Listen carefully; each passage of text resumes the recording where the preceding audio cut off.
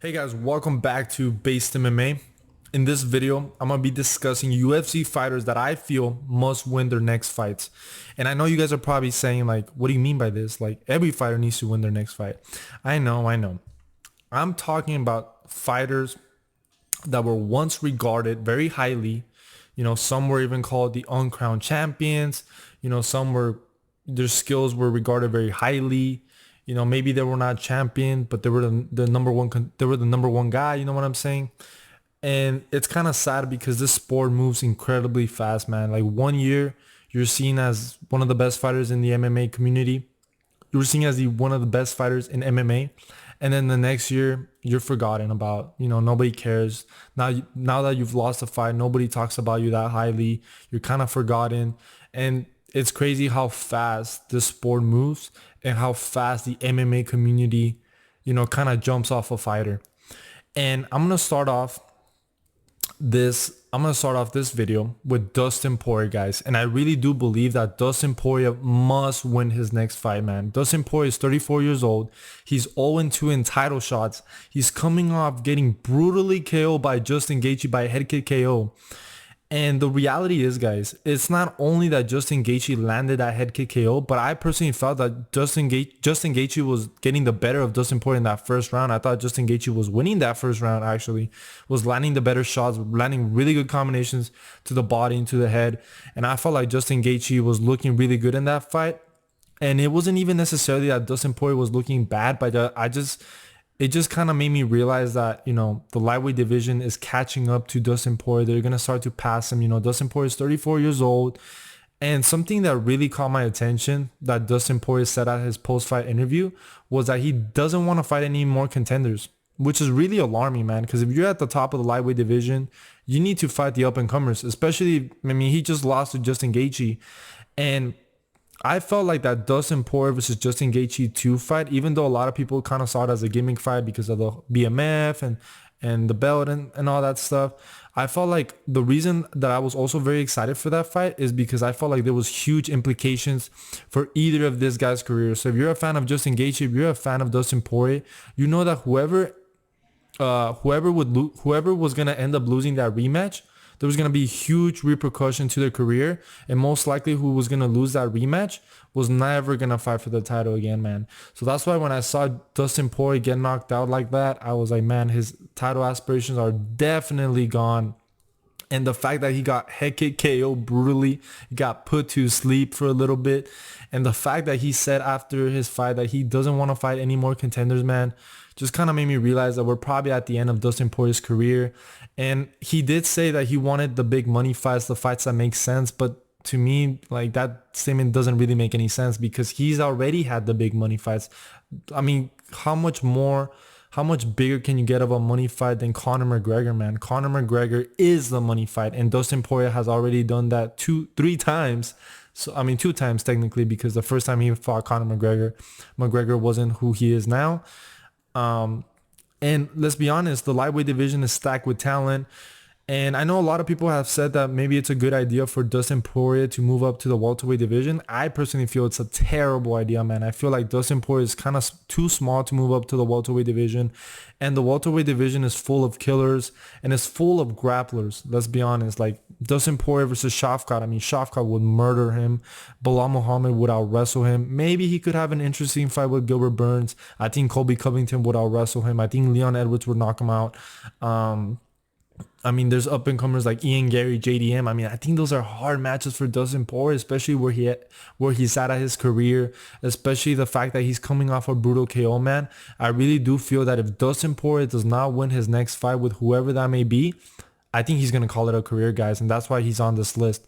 Now, let's move on to another fighter who I feel like the MMA community did overrate, man. And I don't want to just say that just to seem like, oh, man, in hindsight, I really did feel like Robert Whittaker was being overrated, man. I remember when there was rumors of a potential fight between Robert Whittaker and Khamzat Chimaev, people were not giving Khamzat Chimaev a chance. I was like, really? Like, I feel like Robert Whittaker is kind of chinny, you know what I'm saying? Shavkat, we've seen that Shavkat has a one-punch power at middleweight, and, Robert Whittaker really hasn't faced a wrestler that is as relentless and as skilled as Khamzat Chimaev. Khamzat Chimaev is a lot younger. There was a lot of factors that I was kind of like, I mean, I could see Robert Whittaker maybe schooling Khamzat Chimaev, but the danger, the threat that Khamzat Chimaev possesses was very live to me. You know what I'm saying? And Robert Whittaker, 32 years old, so he's still pretty young, has 25 wins, 7 losses. He's coming off a huge loss to Dricus du Plessis where he got knocked out in the second round, guys. And this is another fight where it wasn't like Robert Whittaker just got knocked out. He also lost the first round. I'm pretty confident he lost the first round, at least like the Dustin Poirier just engaged you. I mean, some people kind of made the argument that Dustin Poirier won that round, but when it came to the Whittaker DDP fight, DDP won the first round for sure, man. And Whittaker was a huge favorite coming into the fight with DDP. I mean, how many MMA YouTubers really picked Dricus du Plessis to beat Robert Whittaker?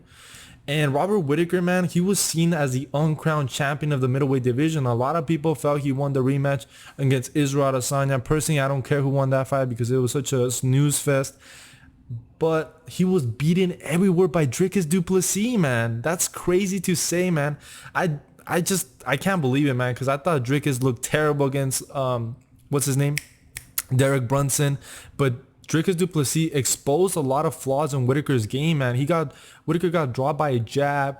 It's crazy because Whittaker has fought most of the middleweight contenders, and I also feel like if Robert Whittaker doesn't win his next fight, I mean, he might be just used as a stepping stone for upcoming contenders. You know what I'm saying?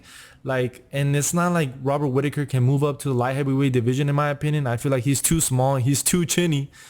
And like I said, Robert Whittaker was seen as the uncrowned champion of the middleweight division. Now that Sean Strickland is champion, now that we have Dricus du Plessis, now that we have Khamzat Chimaev, nobody's talking about Robert Whittaker.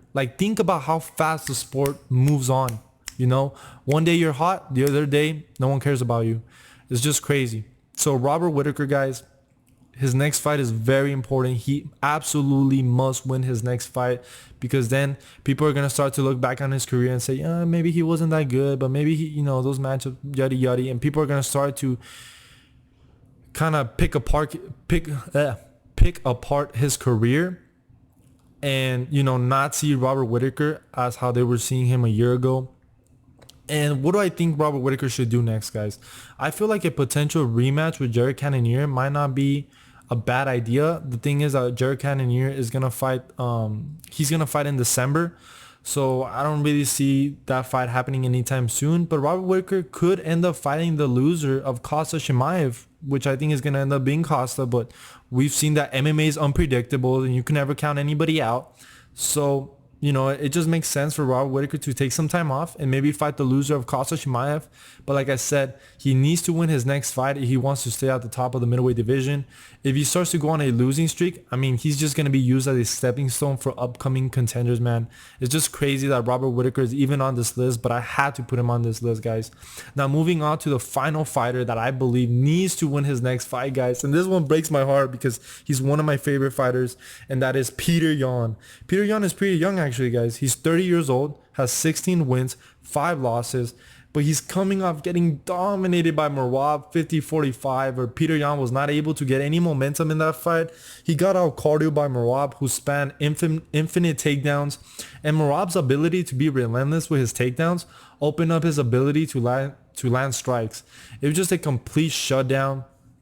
And that was one of the saddest fights I've ever seen in my life, guys. I was rooting for Petr Yan so hard. And I was like, man, you know what? This is a typical round for Petr Yan. He's going to get momentum in the later rounds, and then he's going to start to piece up Merab. But that never happened, man. It never happened. Think about how Petr Yan was seen prior to his loss to Aljamain Sterling. Petr Yan was seen as the most complete MMA fighter. Think about how the Weasel was talking about Petr Yan. The way the MMA community spoke of Yan was as the Terminator, a robot who used the first rounds to analyze his opponents and then just begin to pretty much destroy them.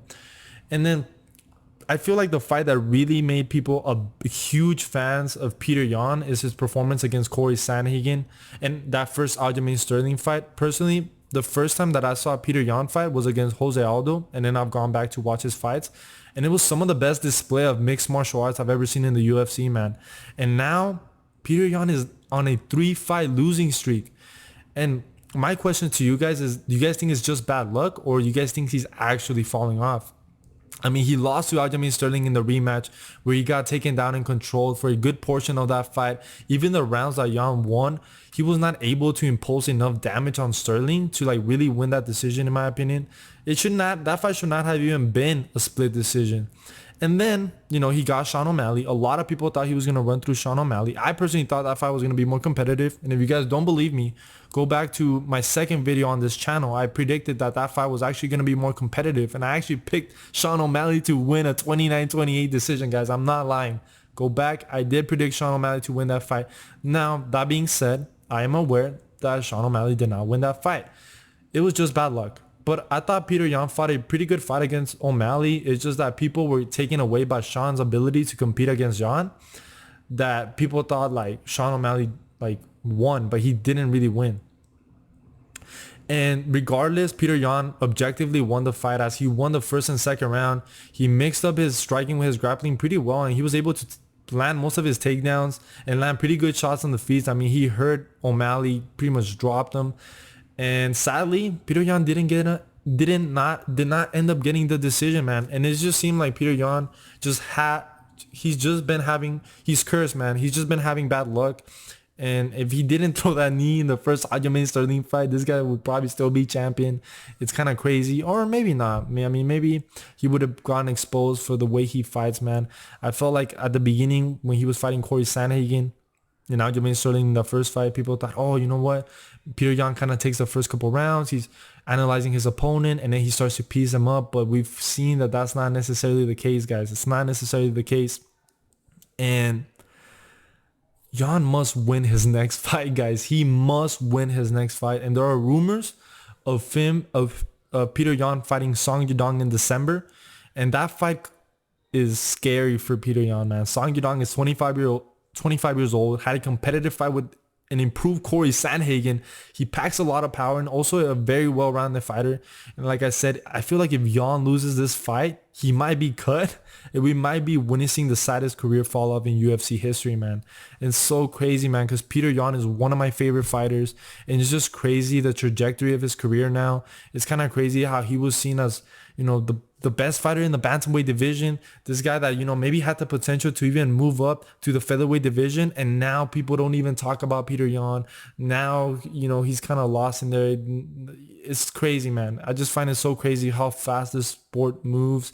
And I just find it so sad that Petr Yan has had really bad luck. I mean, he should have gotten the decision against Sean O'Malley, which would have earned him a title shot, a trilogy with Aljamain Sterling. And then, I mean, obviously the first fight where it was just bad fight IQ when he threw the illegal knee against Aljamain Sterling, really put his career on a bad path. And then Aljamain Sterling really came into that rematch prepared and had a really great game plan against Petr Yan. Still a very competitive fight, but I think Aljamain Sterling did end up winning that rematch. Should not have been a split decision, like I said, guys. But yeah, guys, these are UFC fighters that I believe must win their next fights, or they're going to be forgotten. They're going to go to bellator. I'm just kidding. They're not going to go to bellator, but you know what I mean, guys. These guys are in hot water. They're on thin ice. And yeah, let me know down in the comments below what you think of these three fighters and what other fighters you believe must win their next fights. I mean, there's Curtis Blades. There's other fighters that also are in hot water. So yeah, guys, I hope you guys enjoyed the video. Like I said, make sure to like and subscribe, and I'll see you guys in the next one.